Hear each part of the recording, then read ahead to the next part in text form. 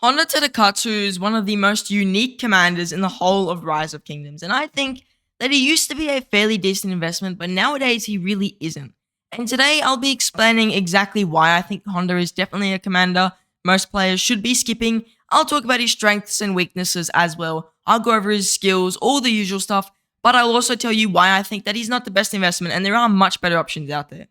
Now, if you do want to know about Honda, if you have a Honda or you're thinking about investing in Honda, you definitely should check out this video. Let's begin with Honda's weaknesses and strengths. We'll start off with the strengths. And the first thing with Honda is it's extremely versatile, okay? You can put your Honda with almost any commander, like any commander in the game, and the march is just going to work. It's not going to be amazing, it's not going to be game-changing, but if you're missing a secondary to almost any commander in the game, you slap a Honda in there, it's going to be a fairly decent march. Missing an Alexander the Great or a Guan for your CPO, put a Honda there. Missing something for your Nevsky, put a Honda there. Your Boudica Prime's missing a secondary, put a Honda there. So Honda just kind of works. He just works with anyone, and that's something I really like about him. And it's always something I like to look for in commanders. Do they have a lot of pairs that work?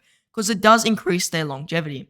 Also, Honda does have area of effect damage on his active skill. And then on his second skill, he's got a bunch of march speed, which I really appreciate. It's very good to have a lot of march speed on any march. So now he can work, like I said, with any infantry and any archer commanders because he can buff their march speed greatly. Also, Honda does have a small, but it's there, all damage taken reduction that's just permanent, which is pretty good. And something else I really like on his fourth skill, every single time he's losing units, he's actually gaining an increase in skill damage. Usually the lower your troops get, the less skill damage that you have. But with Honda, you're actually going to pretty much maintain a fairly stable amount of skill damage on your march so that you'll be able to keep up the damage even though your troops may be getting lower and lower.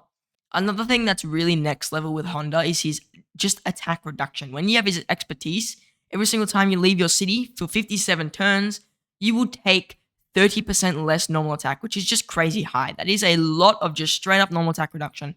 There's no chance for that to activate, it's just permanent. It doesn't even have to be on an active skill. The second you enter battle, you're going to have that reduction for 57 turns.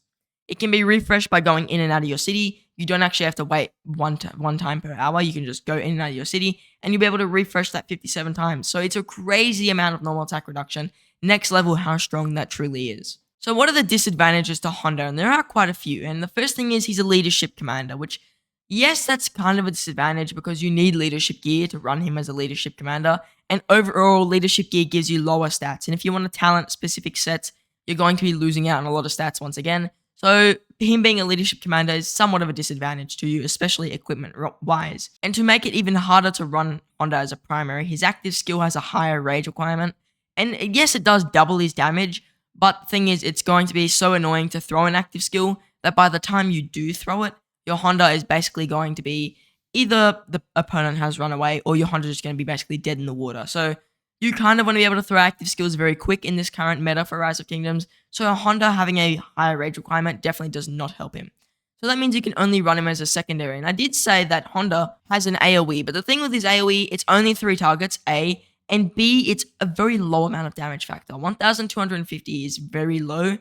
I'm pretty sure that even has a reduction, it also has a reduction, so that's quite a low damage factor. If you look at some of the commanders nowadays who have 3 target damage AoEs, let's just say Mehmed, for example. Mehmed's 5 targets and he's got a higher damage factor.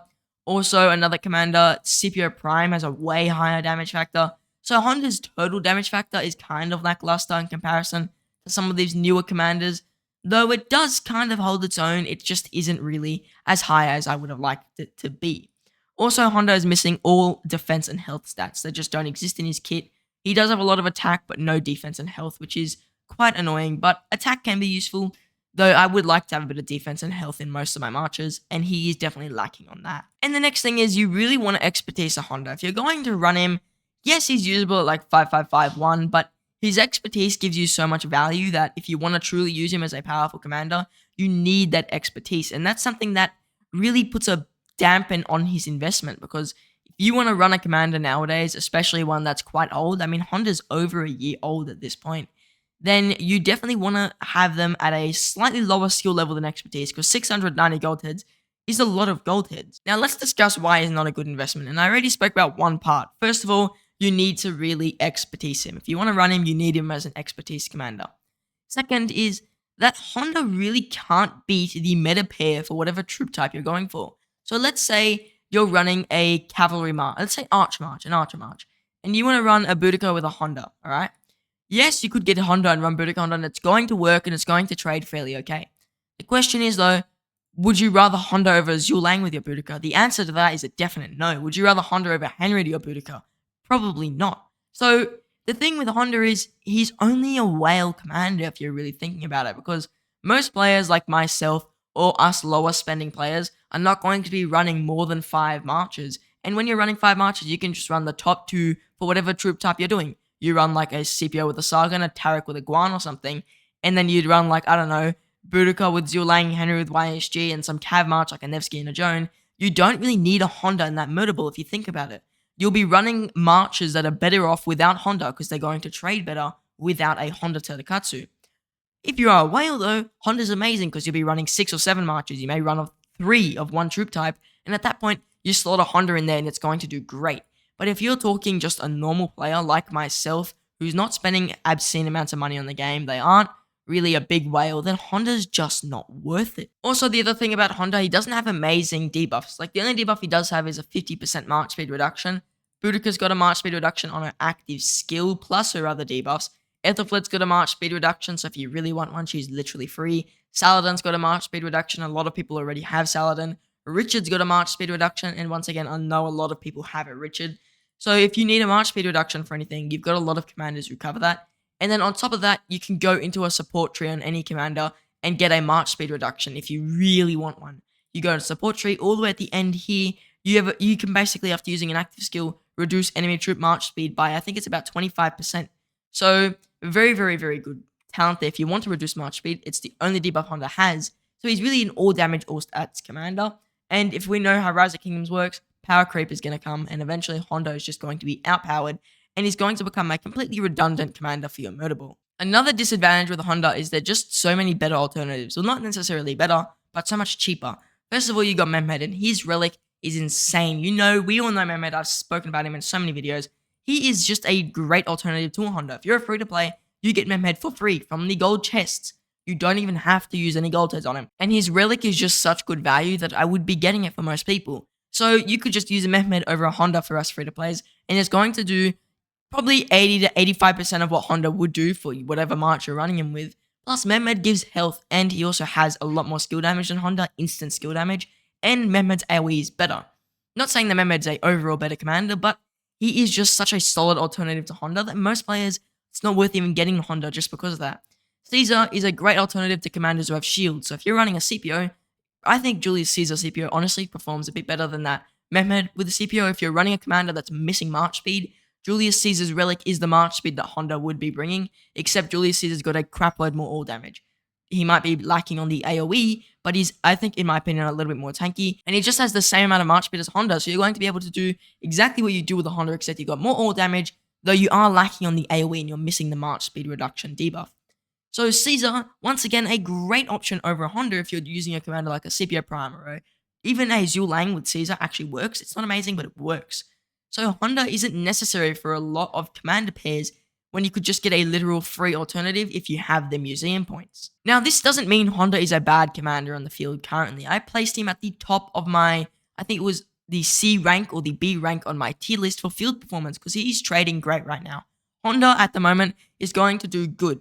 But like I said with Artemisia, like I said with Guan, all those commanders that I've mentioned, they just don't have the longevity to really keep them in power over a lot of these other newer commanders coming out who have debuffs, they have massive AoE, they're the current meta for their troop type. Honda just can't compete with it. I think Honda is honestly, for most players, a worse investment than picking up an Artemisia now after LIANG has come out. So if you're a free-to-play player, Honda just is not the choice for you. If you're a whale though, listen, Honda is an amazing commander for you because you're going to run him within 6 marches, he's a must-have. Within 5 marches, he's still fairly good. So if you're a free-to-play running 5 marches, or you're a medium spender running 5 marches, and you know that you're going to be running some march that the secondary is not going to be that good on, you could still consider picking up a Honda. But if you're a whale and you need to run 6 marches, Honda's a must-have. You can swap him out with, let's say, you run a Boudica with a Honda, and then you put your ZHUGE with, like, I don't know, let's say a Henry, and then you move your YSG to a Nebu YSG, you got 3 marches there. Stuff like that is something you could consider with Honda. and that's where you get the most value from him. So that means Honda's really a whale commander. So the final opinion on Honda is he is a whale-only commander. He's going to be trading good in the field right now. He does bring a lot of unique things to whichever commanders you're running him with, and he works with any commander.